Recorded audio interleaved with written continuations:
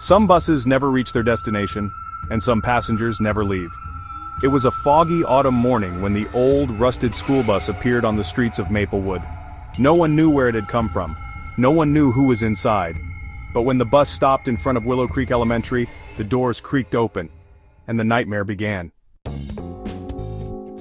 The morning air was thick with mist, swirling like ghostly tendrils around the rustling trees. The streetlights flickered as if they were struggling to stay awake. Mrs. Evelyn Thompson, a fifth-grade teacher at Willow Creek Elementary, sipped her coffee as she walked toward the front of the school. It was the usual morning routine, teachers gathering, students arriving, buses pulling in one by one. But then, she noticed it. A school bus rolled up to the curb, but something about it sent an icy chill down her spine. It didn't rumble like the others. It moved in complete silence. The vehicle itself was old, much older than any in the district, covered in grime and streaks of mud. Her eyes locked onto the faded number 104 on its side. The paint was scratched, as though someone had tried to erase it. She frowned, flipping through her clipboard. There was no bus 104 in the system. Maybe it's a substitute, she thought, but then, where was the driver? The bus hissed as the doors creaked open. Inside, rows of children sat eerily still in their seats. Their faces were pale, their clothes oddly old-fashioned, like they had stepped out of a different time. Mrs. Thompson felt her breath hitch. A heavy stillness hung in the air as Mrs. Thompson took a hesitant step forward. Mrs. Thompson, "All right, kids, time for class." Silence. The children didn't move, didn't blink, didn't even acknowledge her presence.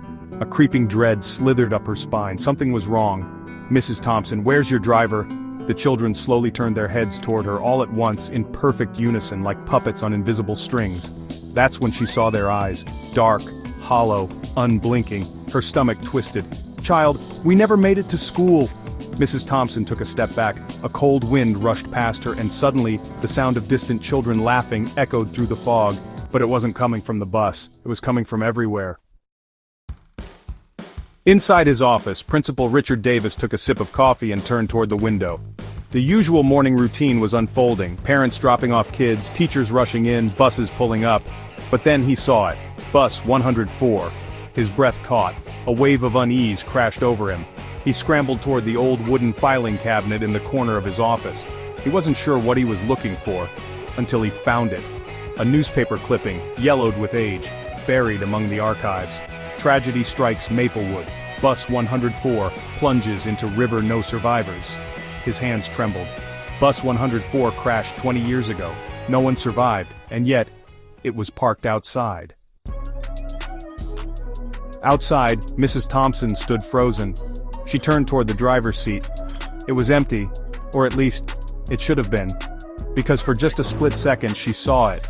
A tall, shadowy figure sitting where the driver should be.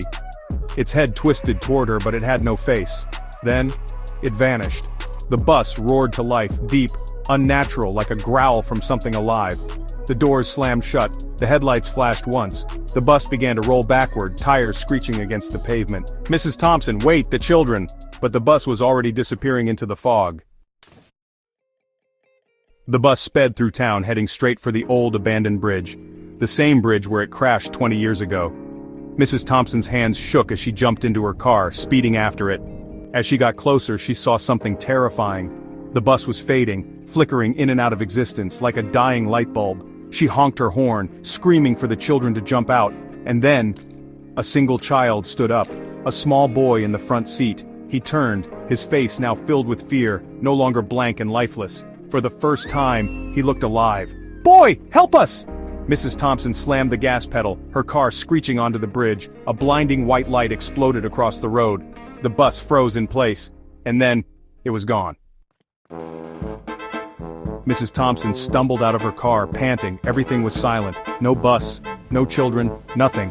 But then, she saw something lying on the road. A small, muddy school backpack. Inside was an old class photo, faded and stained. The date? 20 years ago. And in the back row, was the boy who had cried out to her. But this time in the photograph, he was smiling.